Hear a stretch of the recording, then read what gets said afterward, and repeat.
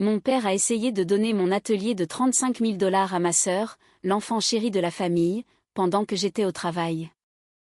Maintenant, ils ont tous les deux un casier judiciaire et une ordonnance restrictive. Salut à tous. L'histoire d'aujourd'hui va vous sidérer, mais très rapidement, si vous aimez ce contenu, appuyez sur le bouton d'abonnement. La chaîne a été un peu calme ces derniers temps, et votre soutien est ce qui nous permet de continuer. Allons-y. Publication originale. Moi, 30H, je n'aurais jamais pensé écrire un de ces messages, mais nous y voilà. J'ai besoin de documenter cette situation car j'ai le sentiment qu'elle est sur le point de s'envenimer et je veux une trace claire de tout ce qui se passe. Pour le contexte, je suis James, un ingénieur logiciel qui fait aussi du travail du bois, à la fois comme passe-temps et comme activité secondaire. Il y a 3 ans, j'ai acheté une maison dans un quartier correct à environ 40 minutes de chez mes parents. Le principal argument de vente n'était pas seulement la maison elle-même. C'était l'immense sous-sol que j'ai immédiatement transformé en l'atelier de mes rêves. Je parle d'environ 35 000 dollars d'équipement là-dedans, 6 sur table, scie à ruban, raboteuse, dégauchisseuse, système de dépoussiérage, des outils à main ayant appartenu à mon grand-père, plus tout mon équipement électronique pour les projets techniques que je réalise. Ce n'est pas juste un espace de loisirs. Je fabrique des meubles sur mesure qui se vendent entre 2 000 et 5 000 dollars pièce. L'année dernière, j'ai gagné 28 000 dollars supplémentaires rien qu'avec mon travail du bois. Ma jeune sœur, Rebecca, 23F, vient de terminer ses études universitaires avec un diplôme en histoire de l'art. Elle vit avec nos parents, Michael, 56H, et Patricia, 54F, le temps de trouver sa voie. Elle n'a jamais gardé un emploi plus de 3 mois, et nos parents ont toujours cautionné son comportement. Quand j'avais son âge, j'avais 2 emplois pour payer mes études supérieures. Quand elle avait le même âge, ils ont payé toute son expérience universitaire, y compris un semestre à l'étranger en Italie. Il y a 2 semaines, Rebecca a décidé qu'elle voulait devenir une artiste. Pas n'importe quelle artiste, une sculptrice en technique mixte qui a besoin d'espace pour créer. Elle n'était venue à mon atelier que 2 fois en 3 ans. Les 2 fois, elle s'est plainte de la sueur, même si j'ai un système de filtration de qualité professionnelle. Mardi dernier, mon père m'a appelé alors que j'étais au travail. La conversation s'est déroulée à peu près comme ça. James, nous devons parler de la situation de Rebecca. Quelle situation ? Ai-je demandé, sachant déjà où cela menait. Elle a besoin d'un espace pour travailler sur son art. Ton sous-sol est parfait. De toute façon, tu ne l'utilises presque jamais. J'ai littéralement ri. Papa, je l'utilise tous les soirs et la plupart des week-ends. J'ai 3 commandes en cours en ce moment. Tu peux faire ça dans ton garage. Rebecca en a plus besoin que toi. Elle essaie de lancer sa carrière.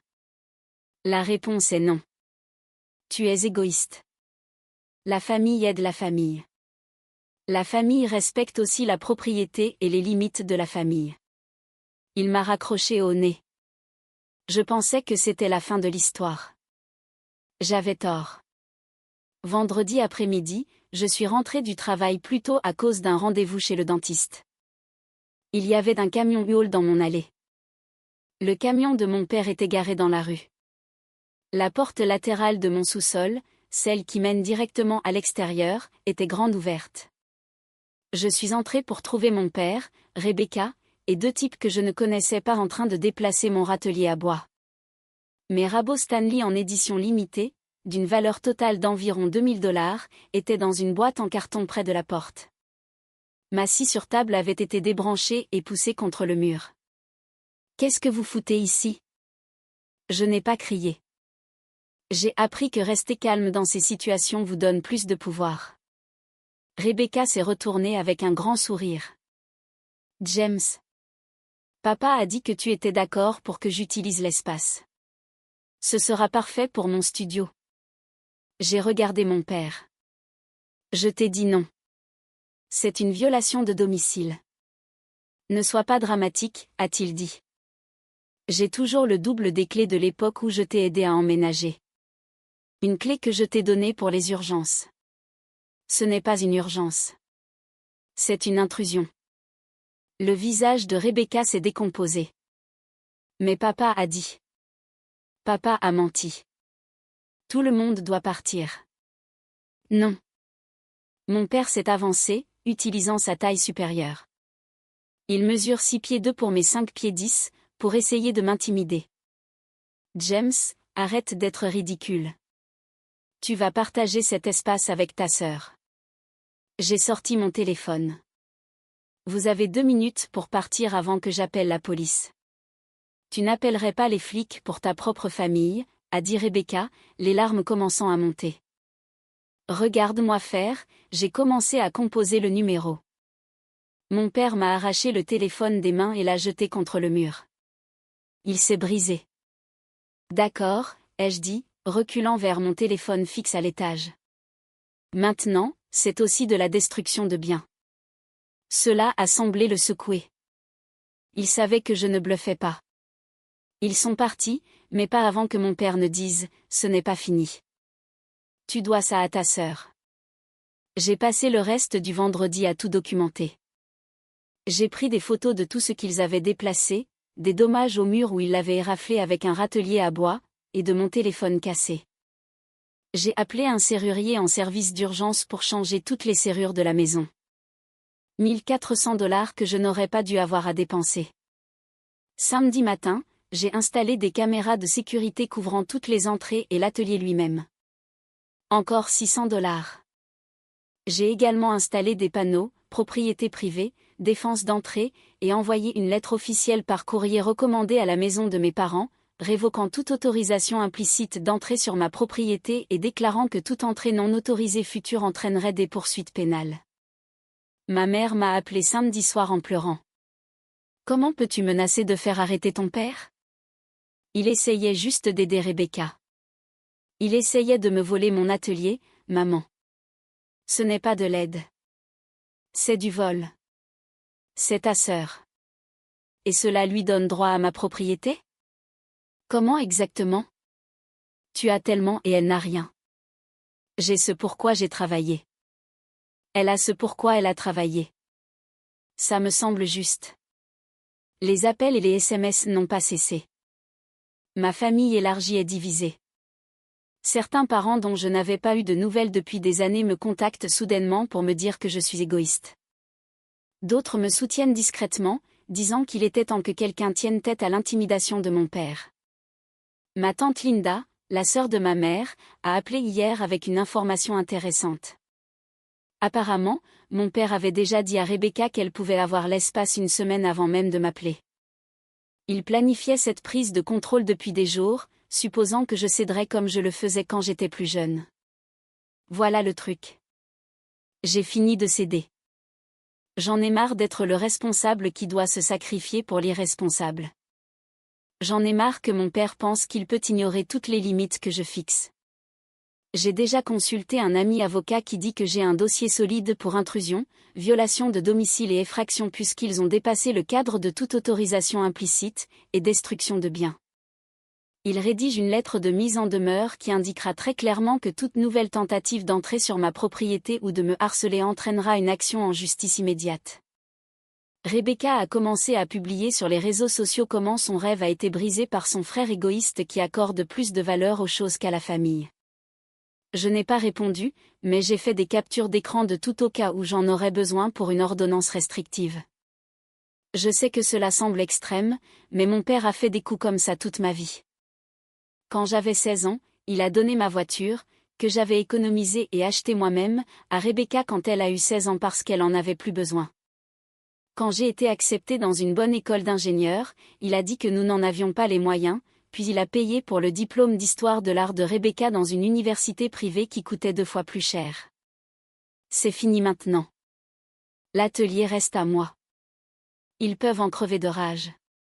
Mise à jour 1. Une semaine plus tard.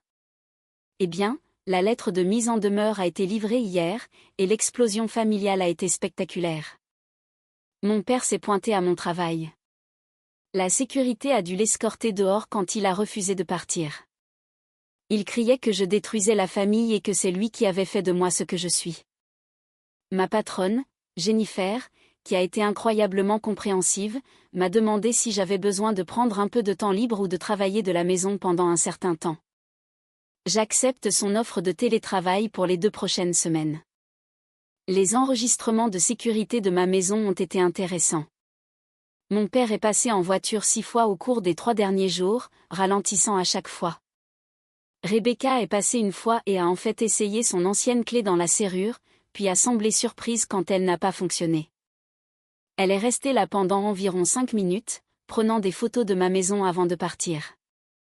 Ma mère est passée des pleurs aux menaces. Elle a appelé pour m'informer que j'étais retirée du testament. J'ai ri et je lui ai rappelé que, compte tenu de leurs habitudes de dépenses et du fait qu'ils ont refinancé leur maison 3 fois pour payer les dépenses de Rebecca, il n'y aurait de toute façon rien à hériter. Elle m'a raccroché au nez. Mais c'est là que ça devient vraiment intéressant. Mon cousin Kevin, qui travaille dans l'immobilier, m'a contacté avec des informations préoccupantes. Apparemment, mon père lui avait posé des questions sur la procédure légale pour réclamer les droits des squatteurs et s'il y avait un moyen de forcer la vente d'une propriété si un membre de la famille était en détresse mentale et avait besoin des fonds. Kevin lui a dit sans détour que rien de tout cela ne fonctionnerait et qu'il ferait mieux d'abandonner le plan qu'il manigançait. Kevin m'a aussi prévenu que mon père s'était montré anormalement intéressé par les détails de mon prêt hypothécaire et si j'avais des cosignataires. Je n'en ai pas. J'ai acheté la maison entièrement par moi-même. J'ai dû bloquer 17 membres de ma famille sur les réseaux sociaux jusqu'à présent. L'histoire larmoyante de Rebecca a vraiment fait le tour.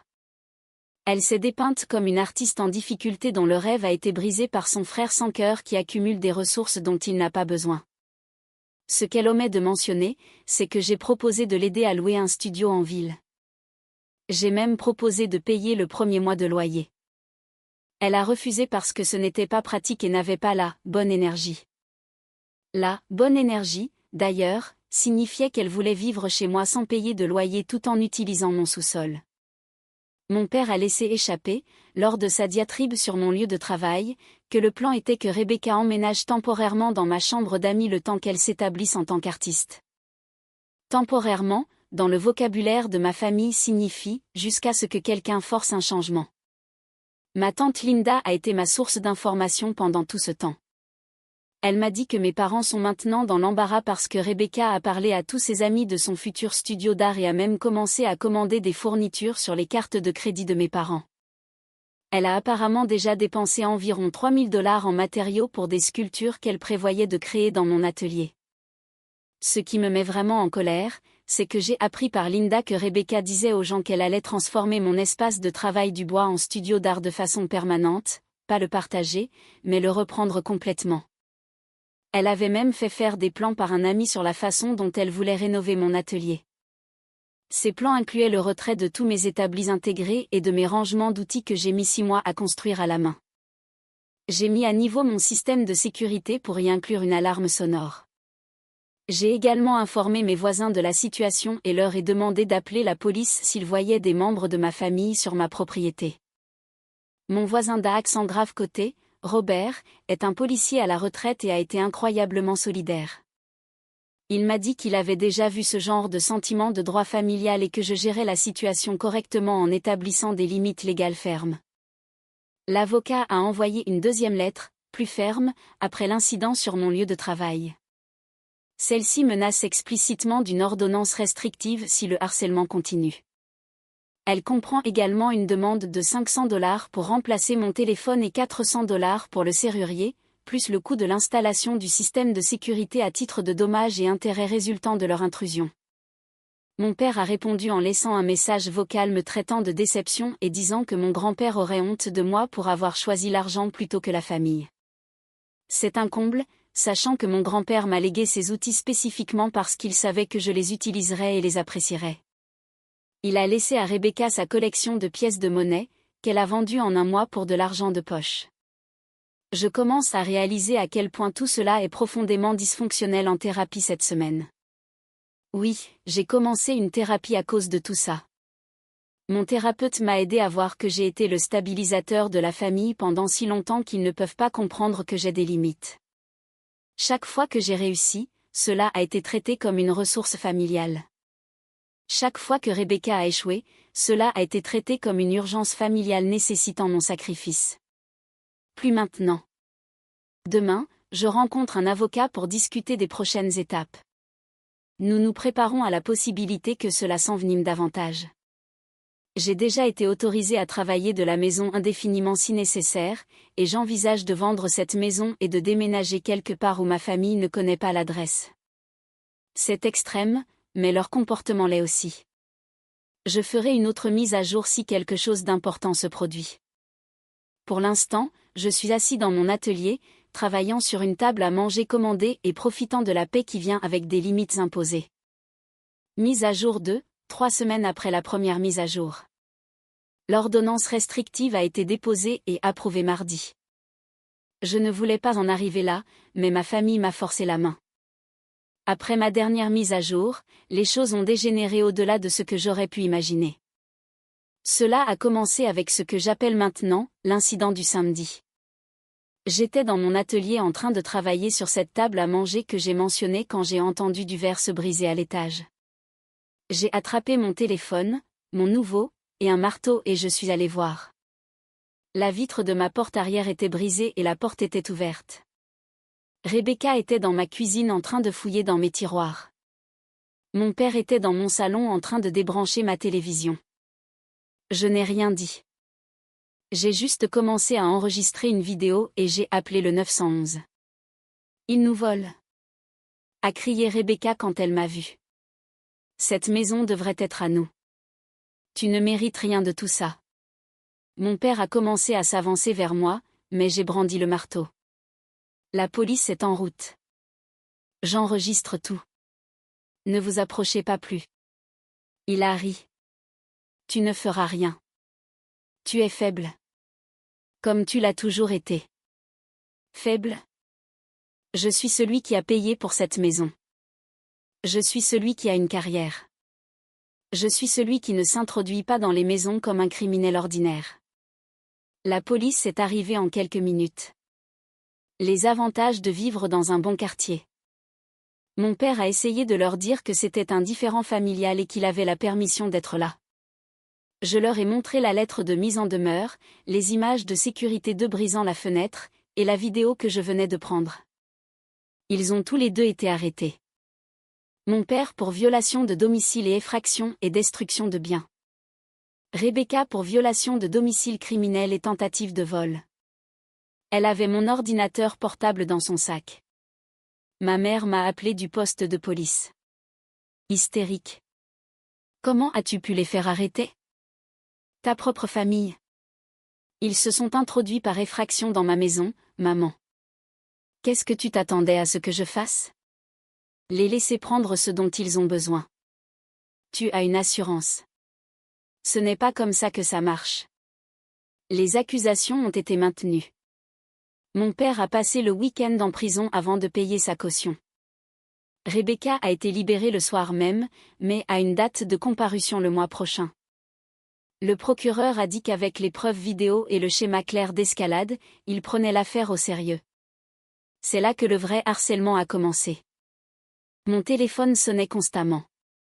Numéros inconnus, famille élargie, amis de la famille à qui je n'avais pas parlé depuis des années. Les messages vocaux allaient de la déception aux menaces. Quelqu'un, je soupçonne Rebecca, m'a inscrit à des dizaines de services de spam. Mon email professionnel a été inondé d'abonnements à des newsletters et de messages grossiers. Mais le pire, c'est quand ils ont contacté mes clients. Je ne sais pas comment ils ont obtenu l'information, mais 3 de mes clients en menuiserie ont reçu des appels affirmant que j'étais mentalement instable et que leur commande de meubles ne serait pas terminée. Heureusement, mes clients me connaissent assez bien pour m'informer immédiatement des appels, mais les dommages à ma réputation auraient pu être catastrophiques. C'est à ce moment-là que j'ai demandé l'ordonnance restrictive. Mon avocat, qui a été incroyable tout au long de cette affaire, a accéléré la procédure étant donné les casiers judiciaires et le harcèlement documenté. Le juge l'a accordé immédiatement.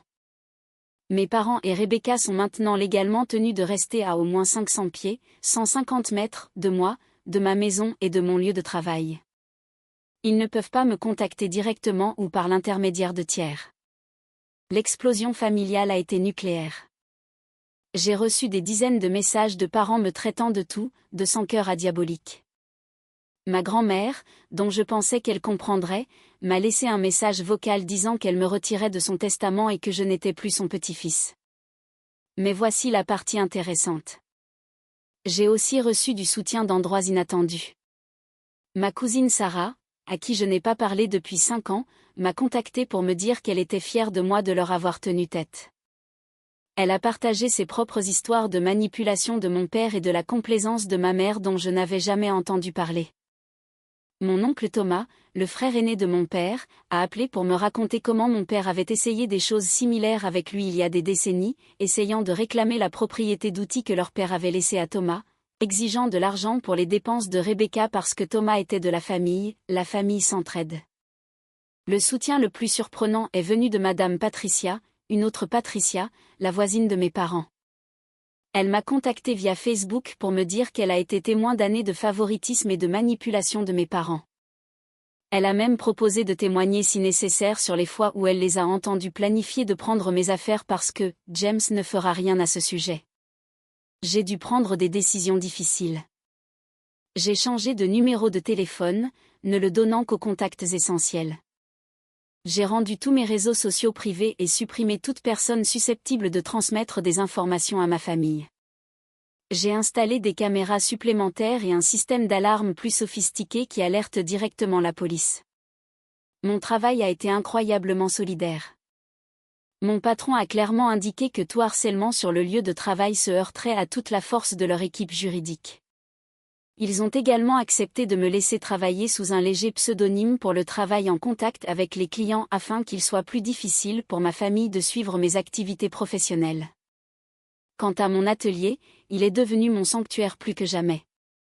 J'ai en fait été plus productif au cours des 2 dernières semaines qu'au cours des 2 mois précédents. Il y a quelque chose de libérateur à ne pas avoir cette épée de Damoclès au-dessus de ma tête, à me demander quand viendra la prochaine tentative de culpabilisation ou de manipulation familiale.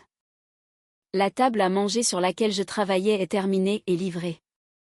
Le client en était si content qu'il a commandé un ensemble de placards assortis.